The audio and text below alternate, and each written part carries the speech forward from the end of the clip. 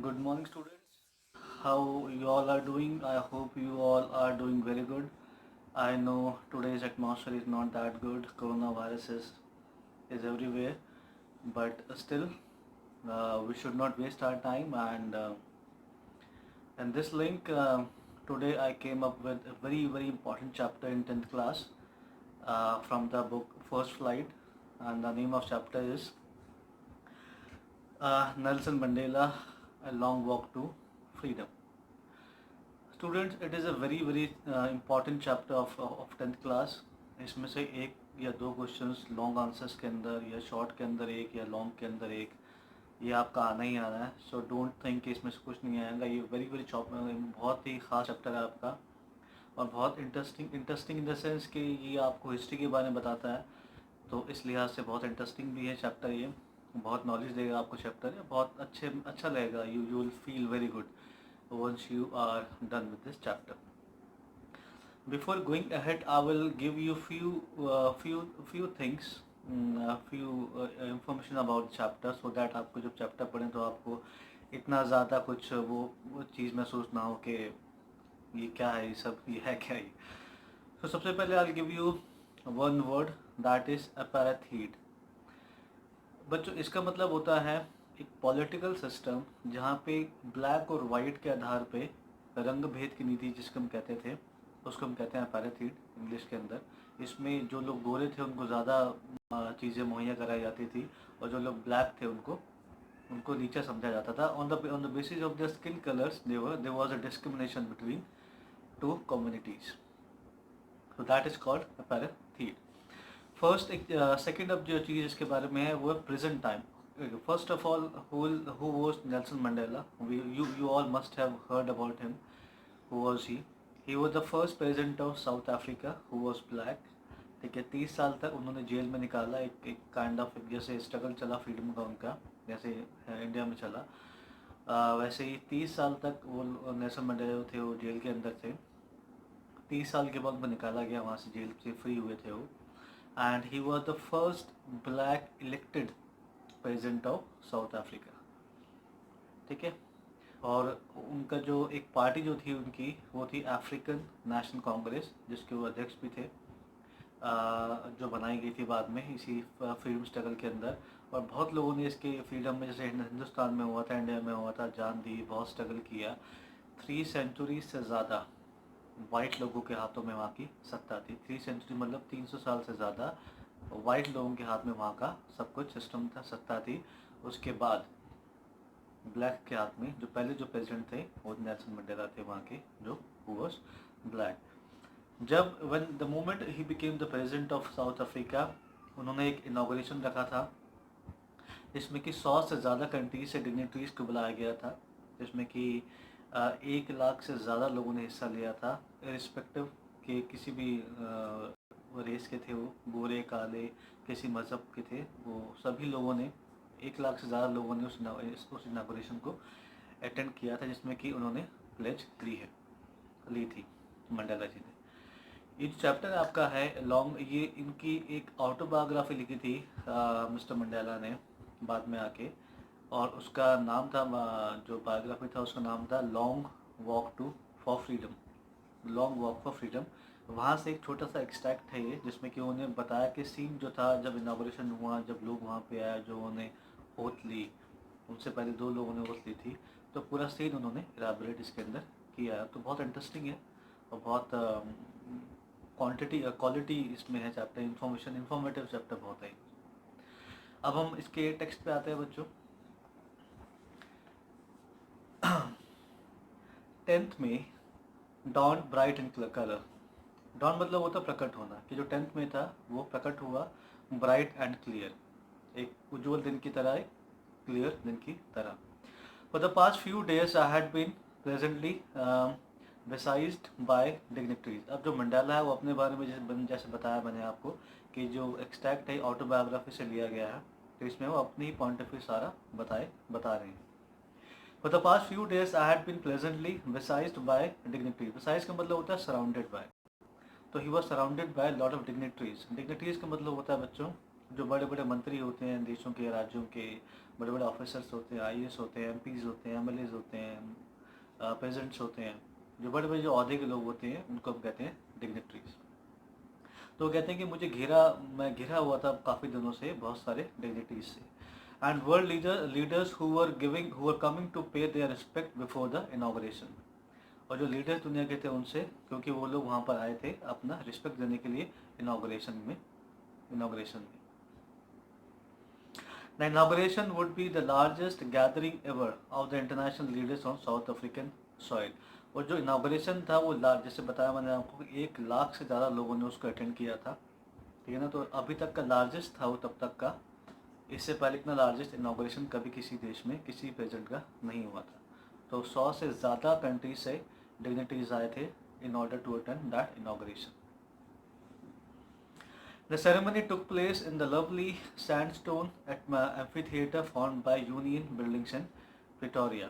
जो सेरेमनी थी वो उन्होंने took place in the lovely sandstone. Sandstone होता है बलुआ का पत्थर, बहुत देखा होगा आपने, जो बिल्डिंग से बहुत यूज होता है वो, उससे बना हुआ एक एम्फीथिएटर होता है। एम्फीथिएटर होता है स्टूडेंट्स इसमें दीवारें नहीं होती आसपास। नॉर्मल देखो थिएटर जो परफॉर्मेंसेज होती हैं थिएटर्स के अंदर होता है वैसा ही है वो, लेकिन उसमें दीवारें साइड की नहीं होती, बस छत होती है, पिलर्स होते हैं, ओपन थिएटर होता है मतलब। तो उसके बारे में बता रहे हैं वो। Found by union buildings in Pretoria, जो कि फॉर्म किया गया था यूनियन बिल्डिंग प्रिटोरिया के अंदर। For decades this had been the seat of white supremacy. अब मंडेला कहते हैं कि ये जो सीट थी जहाँ पे वो बैठने वाले थे या जहाँ पे थे उस समय, ये सदियों से वाइट लोगों के हाथ में थी। And now it was the site of rainbow gathering of different colours. और अब क्या हो रहा था वहाँ पे साइट ऑफ रेनबो। अब इससे उन्होंने कंपेयर किया कि दुनिया भर के जो लोग हैं वो अलग अलग मज़हब से हैं, अलग अलग समाज से हैं, अलग अलग देशों से आए हुए हैं, तो वो वहाँ पे अब इनाग्रेशन के अंदर पार्ट ले रहे हैं। तो एक रेनबो का एक, जैसे रेनबो में होता है बहुत सारे कलर्स होते हैं डिफरेंट, तो वैसे ही उनको ऐसा लग रहा है कि रेनबो का एक काइंड ऑफ कोलाज वहाँ पे उनको दिख रहा है। Installation of South African first democratic non racial government. वो लोग क्यों आए यहाँ पे कि जो पहली जो नॉन रेशियल गवर्नमेंट है वहाँ पे उसको स्थापित करवाने के लिए उस इनॉग्रेशन में वो लोग आए। और डेमोक्रेटिक पहली है क्योंकि पहली बार इलेक्ट हुआ है, उससे पहले इलेक्ट नहीं हो रहा था, बस अपने आप से चल रहा था कि फर्स्ट टाइम लोगों ने वोट किया और अपनी गवर्नमेंट को चुना था वहाँ पे। ये जो इलेक्शंस हैं बच्चों, ये 1994 में ये हुआ था और 300 साल से ज़्यादा इनको हो गए थे वाइट सुपरमेसी के पास ये सब आते हुए। Next paragraph. On the lovely autumn Monday I was accompanied by my daughter जनानी। अब मंडाला कहते हैं कि उस दिन मैं अपनी डॉटर के साथ उस इनाग्रेशन में मौजूद था। ऑन द पोडियम, पोडियम मतलब होता है स्टेज, जैसे जहाँ स्पीच वगैरह देते हैं हम। On the podium mister de Klerk was the first sworn in as second deputy president. तो मिस्टर डी क्लर्क थे वो सबसे पहले पोडियम पे गए और एज सेकेंड प्रेसिडेंट के रूप में उन्होंने वहाँ पे शपथ ली। स्वान मतलब होता है स्वान, शपथ लेना, शपथ। Then Thabo Mbeki was sworn in as first president. उसके बाद Thabo first president. When it was my turn, जब मेरी टर्न आई, I pledged to obey and uphold the constitution। मैंने प्लेज की टू ओबे, मानने के लिए, एंड अपहोल्ड द कॉन्स्टिट्यूशन, और कॉन्स्टिट्यूशन को हमेशा ऊपर, अपने से ऊपर रखने के लिए, and devote myself to the well being, और अपना पूरा वेल बींग, अपने सब कुछ अपना डिवोट करने के लिए अपने संविधान को, well being of the Republic and it's people, अपने देश को और अपने लोगों को सब कुछ समर्पित करने की मैंने वहाँ पे शपथ ली। To the assembled guest and the watching world, जो वहाँ पे गेस्ट मौजूद थे और जो लोग उनको देख रहे थे टीवी पे या फिर रेडियो पे, उनके लिए उन्होंने जो शब्द कहे वो अब यहाँ पे नीचे दिए गए हैं। Today all of us do by presence here, कि आज हम सब यहाँ पर इकट्ठे हुए हैं क्या करने के लिए, to confer glory and hope to new born liberty. Confer एक वर्ड है जिसका मतलब होता है गिव। कॉन्फर एक ऑफिशियल वर्ड है जिसका मतलब होता है गिव, कि to give glory and hope to new born liberty. अब जो आज़ादी उनको मिली है वो न्यू बॉर्न है, अब जस्ट उनको आज़ादी मिली है, तो एक एक ग्लोरी देने के लिए और एक होप देने के लिए एक न्यू बॉर्न लिबर्टी को हम सब यहाँ पर इकट्ठा हुए हैं। Out of the experience of an extraordinary human disaster that I lasted too long. अब मंडाला कहते हैं कि मेरा जो एक्सपीरियंस रहा है कि जब भी बहुत लंबे समय तक कोई ह्यूमन डिजास्टर होता है तो उसके बाद क्या होता है, must be born a society of which all humanity will be proud. उसके बाद एक ऐसे समाज का निर्माण होता है जिस पे पूरी मानवता को गर्व होता है। अब देखिए, अगर आज की सोसाइटी अगर आज हम कंपेयर करें, आज जो बीमारी एक दुनिया भर में फैली हुई है, you must have seen people helping others. जो लोग डेली वेजेस पे काम करते हैं, we know that they are not working, so they must have they do not have anything to eat, so you must have seen people helping them, giving them food, giving them all the necessity items. So what is that? तो वही जो चीज़ है कि आज मानवता पे इतना बड़ा संकट है, उसमें हम लोग आगे आ रहे हैं, हम सभी लोग आगे आ रहे हैं। आई एम श्योर आपने भी किया होगा, मैंने भी किया है, in order to help the mankind. तो यही वो कह रहे हैं कि जब भी मानवता पे बहुत बड़ा संकट आता है तो एक ऐसे समाज का निर्माण होता है जो कि जिस पे हम सबको गर्व होता है। Next para, we. अब वो अपने बारे में बात करें कि वी मतलब वो ब्लैक लोग और Mandela. We who are outlaws not so long. Outlaw मतलब जिनके लिए कोई कानून था ही नहीं उनकी हेल्प करने के लिए, कि जिनको नीचा दिखाया गया था, जिनके लिए कोई कानून नहीं था कुछ ही समय पहले तक, have today been given the rare privilege to host. उनको आज एक रेयर एक इज्जत दी गई है, प्रिविलेज मतलब इज्जत दी गई है, टू होस्ट करने के लिए, to the nation of the world on our soil. दुनिया को अपनी मिट्टी पर बुलाने के लिए उनको एक, अब देखिए कुछ समय पहले तक उनको कुछ भी आज़ादी नहीं थी उनके पास, लेकिन आज उन्होंने पूरी दुनिया के लीडर्स को, डिग्निटीज को अपने यहाँ पर सॉइल में बुलाया, उन्होंने होस्ट किया। We thank all of our distinguished international guest. अब वो जितने भी मंडाला जितने भी वहाँ पे गेस्ट हैं उन सबको संबोधित करते हुए उनको आभार प्रकट करते हैं अपना।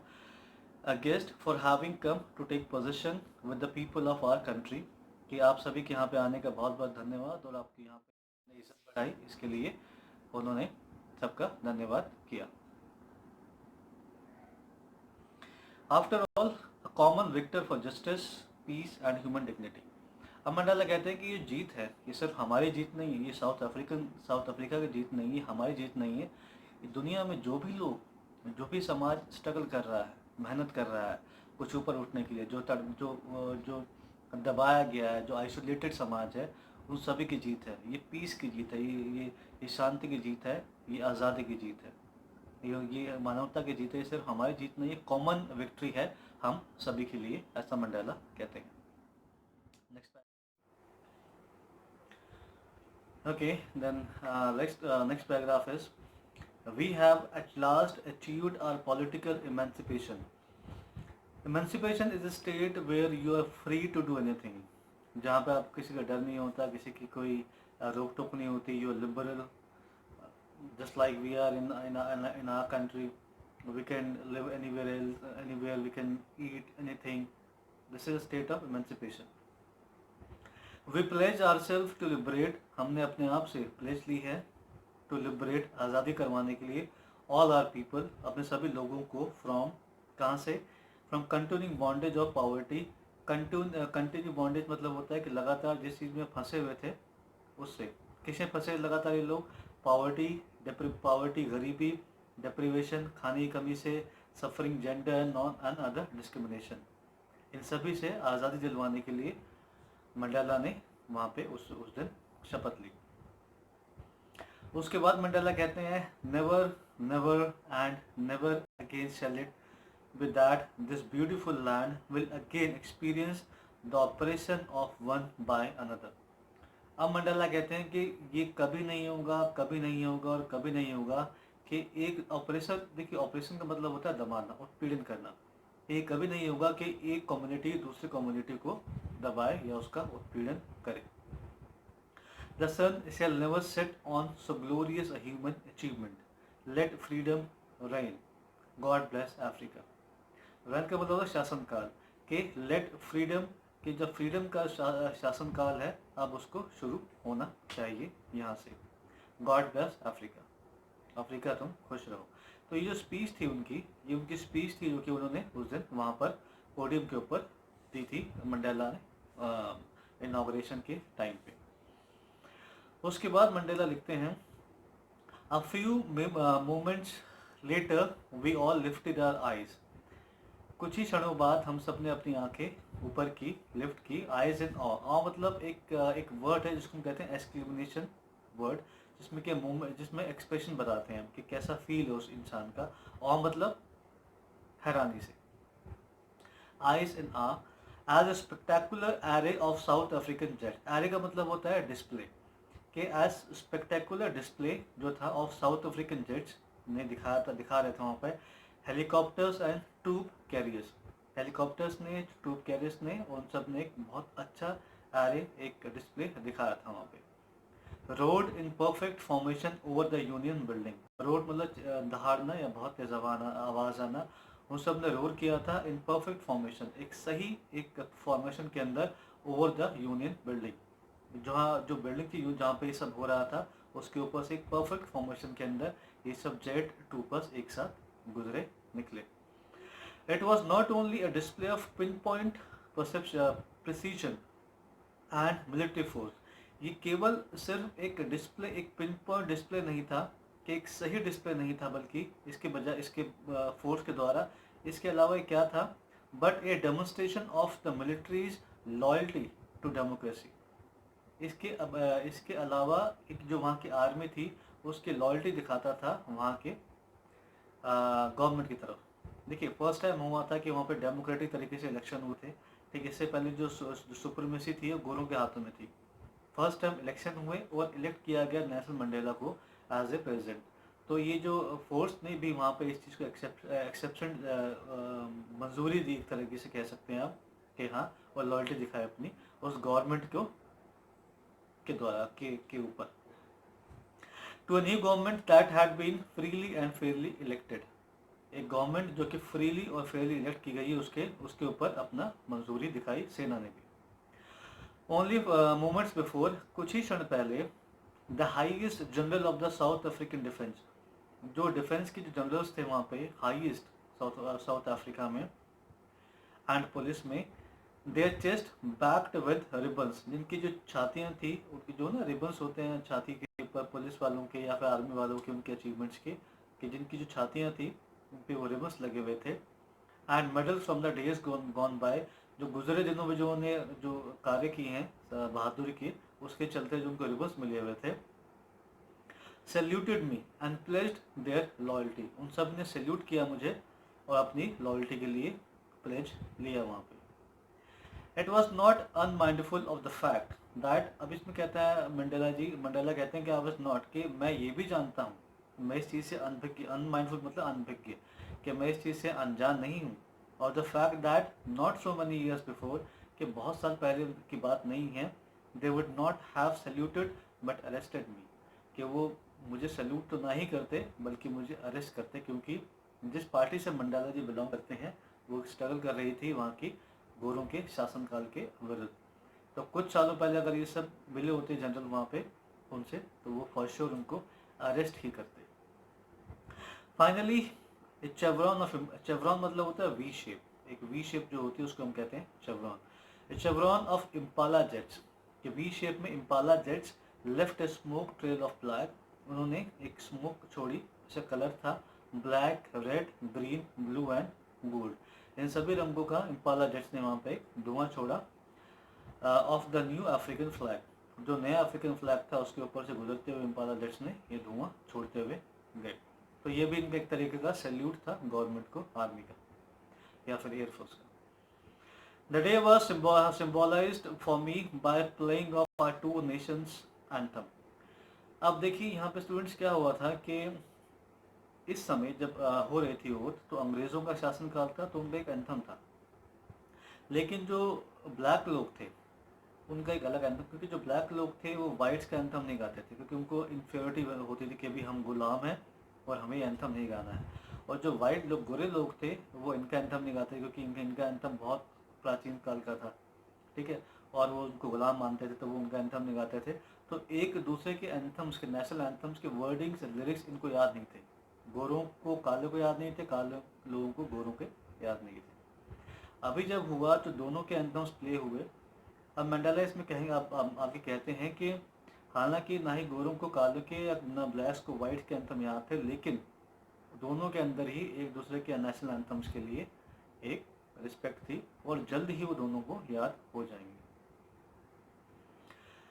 The day was symbolized for me by the playing of two national anthems and the vision of whites singing Nkosi Sikele I Africa and black singing Die Step, the old anthem of the Republic.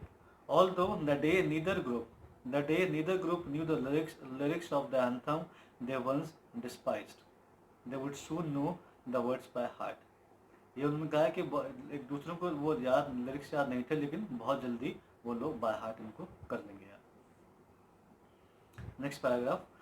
On the day of the inauguration के दिन I was overwhelmed with a sense of history, मैं बहुत खुश था कि आज history बनी है। In the first decade of the 20th century, अब वो याद कर रहे हैं किसको, मंडेला याद कर रहे हैं कि in the first decade of 20th century, a few years after the bitter Anglo-Boer, ये 20वीं शताब्दी बस शुरू हुई थी जबकि एंग्लो बुअर वॉर हुआ था, उसके उस वॉर के जस्ट बाद और मेरे जन्म होने के जस्ट पहले। A few years after the bitter Anglo-Boer war and before my own birth, the white-skinned people of South Africa patched up their differences. कि इस वॉर के बाद और मेरे पैदा होने से जस्ट पहले जो वाइट स्किन पीपल थे वहाँ के, उन्होंने आपस में जो झगड़े थे, जो डिफरेंसेस थे, उनको ख़त्म कर लिया था। क्यों ख़त्म कर लिया था? ताकि वो हम पे अपना शासन, क्योंकि वो लड़ते रहेंगे आपस में तो हम पे शासन नहीं कर पाएंगे, तो उन्हें अपने आपस के डिफरेंसेस को ख़त्म करके ताकि वो हम पे अपना आधिपत्य जमा सके। The white skin people of South Africa patched up there differences and erected a system of racial domination against the dark-skinned people of their own land. जो dark skinned people थे उनके अपन ही जो लैंड के, उनके ऊपर उन्होंने आपस में मिलजुल कर अंग्रेज गोरों ने आधिपत्य लगा दिया, बना लिया। The structure they created formed the basis of one of the harshest, most inhuman societies in the world has ever known. जो स्ट्रक्चर उससे बनाया गया था वो बहुत ही जिसे हम कहते हैं कि ब्रूटल, बहुत ही बेकार और बहुत ही इनह्यूमन सोसाइटी जो होती हैं दुनिया में, शायद उन्होंने कभी इतनी इनह्यूमन सोसाइटीज़ नहीं देखी होंगी। मंडेला कहते हैं ऐसा, जो सिस्टम उसके बाद बनाया गया।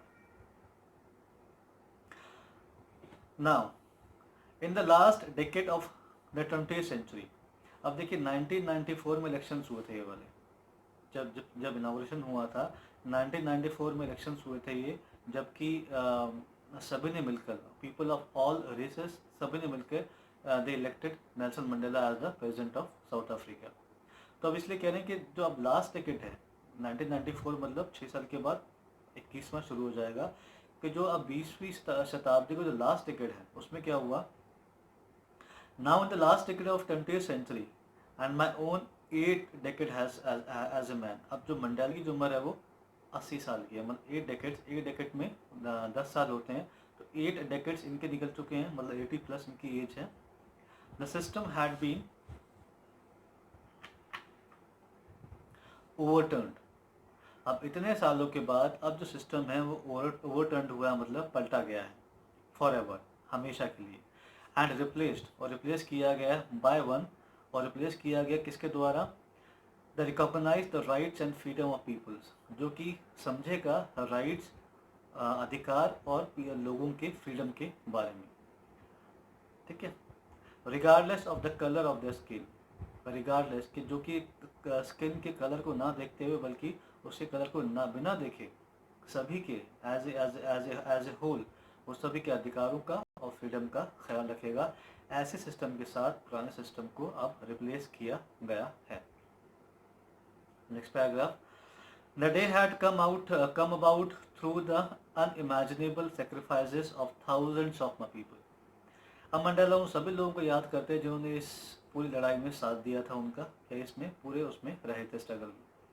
अब वो कहते हैं कि the day had come about, अब वो दिन आ चुका है through the unimaginable sacrifice of 1000 people, कि जिन लोगों ने इतना इतना सेक्रीफाइसेस दिया था, हज़ारों लोगों ने, उनकी वजह से आज ये दिन आया है।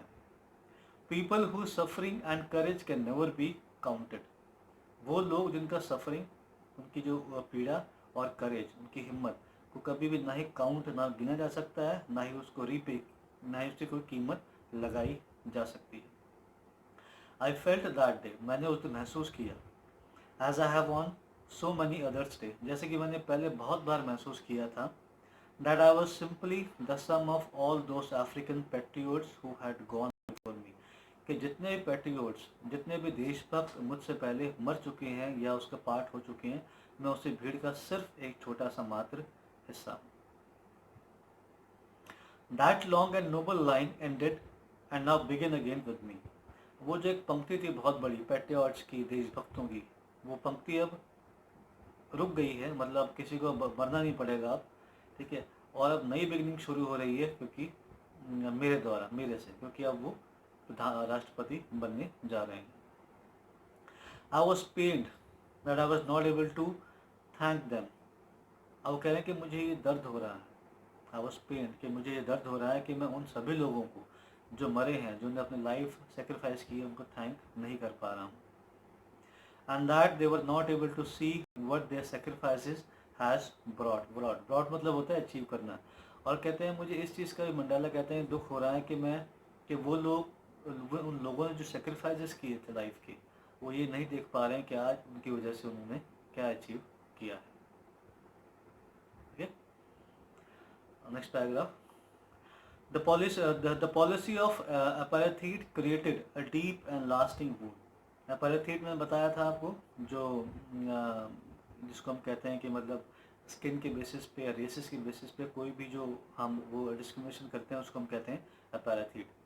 तो कहते हैं जो apartheid जो थी, उसने क्रिएट किया था एक डीप एंड लास्टिंग वूंड, मतलब जख्म, कि उसने बहुत ही डीप और गहरा जख्म दिया था in my country and my people, मेरे देश के ऊपर और मेरे देश के लोगों के ऊपर।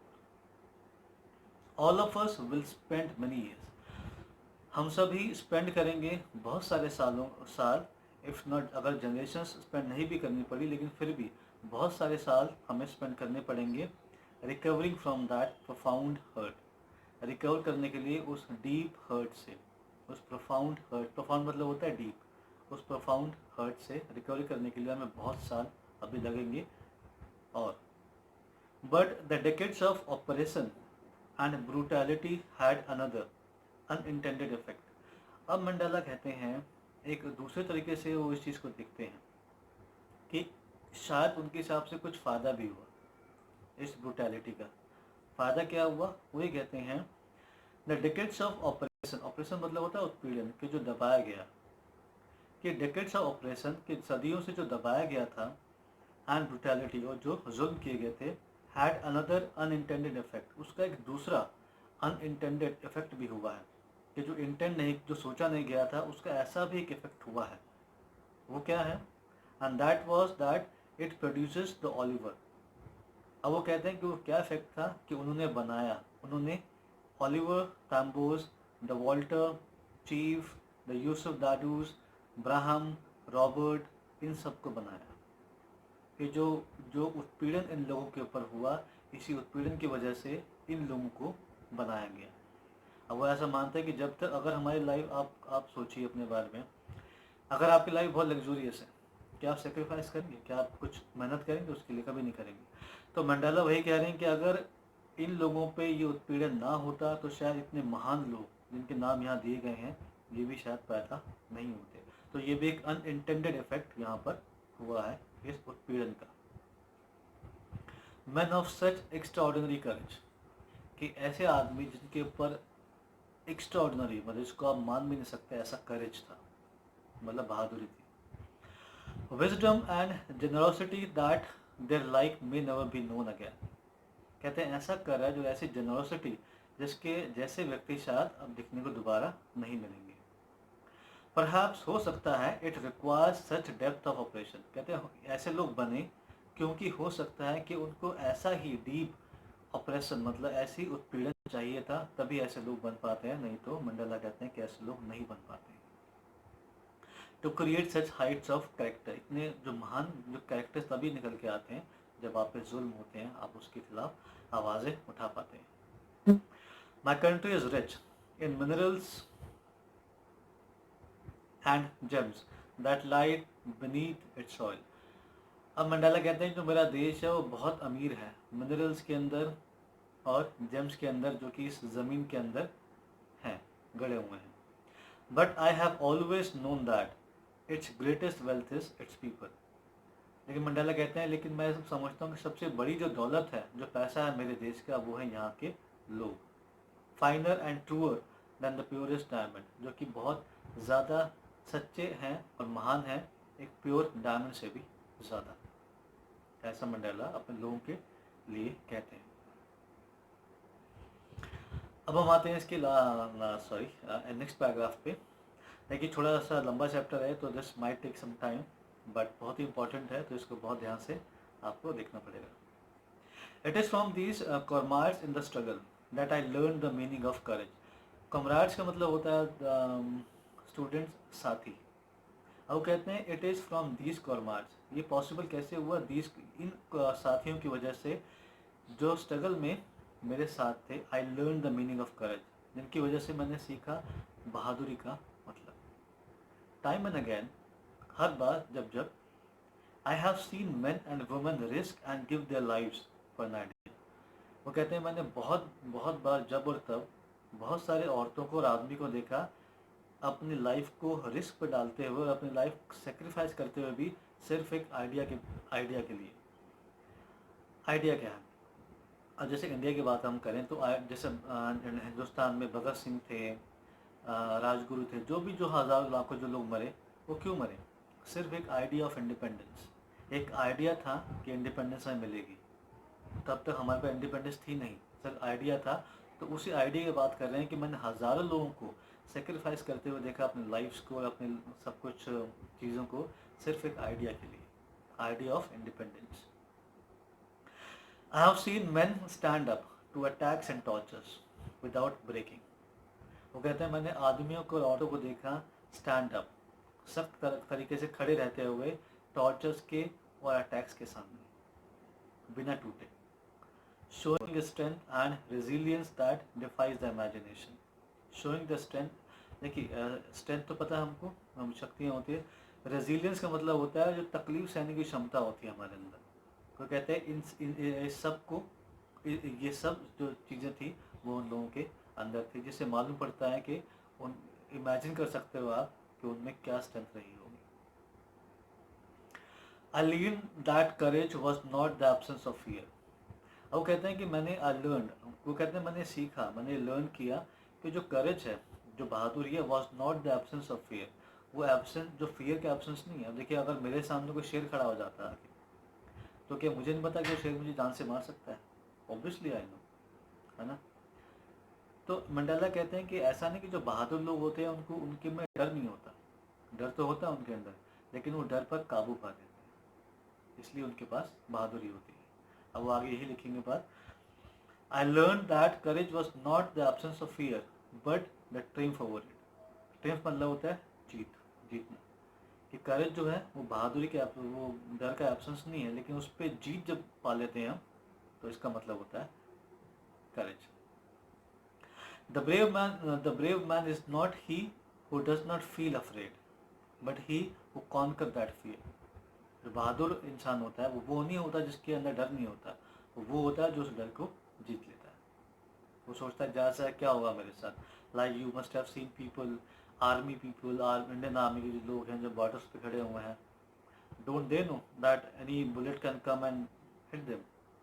लेकिन उनके जो अंदर से डर है वो निकल जाता है, उनको लगता है मैक्स टू मैक्स क्या होगा, है ना। जब ये सोचते हैं तो जो कॉन्कर कर लेते हैं अपने आप डर को, उसी की यहाँ पे बात हो रही है।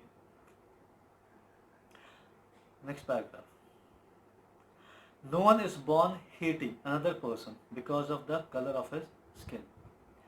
अब मंडेला बात करते हैं कि लोग कैसे एक दूसरे को इतना हेट कर पाते हैं। अब मंडेला कहते हैं कि नो वन कैन बॉर्न, कि कोई भी इंसान पैदा होते ही किसी को हेट स्किन के कलर पर नहीं कर सकता। अब if in case I give example, कोई न्यूबॉर्न बेबी है, 10 मंथ्स का है, 6 मंथ्स का है, 15 महीने का, क्या वो अपने किसी एज के बच्चे को या किसी बड़े को सिर्फ स्किन कलर के बेसिस पे क्या हेट करेगा? कभी नहीं करेगा, क्योंकि naturally he is not taught to hate, है ना, वो यहाँ पे लिखा हुआ है। और हिज बैकग्राउंड, ना ही बैकग्राउंड के बेसिस पे कोई हेट करेगा, कोई छोटा बच्चा कोई भी, because of the colour of skin और बैकग्राउंड और हिज रिलीजन, ना ही धर्म के नाम पे। People must learn to hate, लोगों को नफरत करना सिखाया जाता है, चाहे वो समाज के द्वारा हो, चाहे लोगों के द्वारा हो, चाहे अपने घर में पेरेंट्स के द्वारा हो या दोस्तों के द्वारा हो। We have to teach people to hate, and if they can learn to hate, they can be taught to love. और अगर मंडेला कहते हैं उसके कि अगर उनको नफरत करना सिखाया जा सकता है तो they can be taught to love as well, तो उनको प्यार करना भी सिखाया जा सकता है। For love comes for naturally to the human heart than it's opposite. वो कहते हैं ह्यूमन हार्ट में लव जो है मोर नेचुरली आता है इसके बजाय नफरत, ठीक है ना। जैसे बताया मैंने आपको, जो बच्चा होता है he only knows one thing, he cannot discriminate, he cannot do any kind of discrimination on the basis of background or color, skin color or something. He knows only one thing, a child, love. So naturally जो है वो जो इंसान है उसको भगवान सिखाता है प्यार करना। फिर कहते हैं Mandela, even in the grimmest time in prison, वो कहते हैं कि प्रिजन जेल में जब मैं बहुत, जो हमारे ग्रिमेस्ट टाइम थे, जो बहुत दुख का टाइम भी था, when my comrades and I were pushed to our limits, जब मेरे साथियों पर और मेरे ऊपर बहुत पुश किया गया, हमारे लिमिट्स के पुश मतलब हम पे बहुत ज़्यादतियाँ की गई। I would see A glimmer of humanity in one of the guards, मैं देख सकता था एक छोटा सा अंश ह्यूमैनिटी का, मानवता का, उन गार्ड के अंदर। परहैप्स, हो सकता है, जस्ट फॉर अ सेकेंड, हो सकता है कि कुछ पलों के लिए ही, लेकिन मैं देख सकता था। But it was enough to reassure me and keep me cool, लेकिन वो जो था वो बहुत पर्याप्त था मुझे लड़ने के लिए, लड़ाई करने के लिए, कि नहीं, अगर इनमें ग्लिमर ऑफ होप भी मुझे दिखती है तो वहाँ ह्यूमैनिटी है और मुझे ह्यूमैनिटी की रक्षा के लिए लड़ना चाहिए, ऐसा मंडेला कहते हैं। Man's goodness is a flame that can be hidden but never, जो मैन की जो फ्लेम होती है, that can be hidden but not extinguish, मतलब उनको बुझाई नहीं जा सकती, उसको छुपाया जा सकता है होप को, लेकिन बुझाई नहीं जा सकती। अभी देखिए काफ़ी लंबा वीडियो हो चुका है, जो rest of the part will do in the next part, जो रेस्ट ऑफ द वीडियो जो चैप्टर रह गया हमारा वो हम सेकंड पार्ट में करेंगे। Till then, good bye.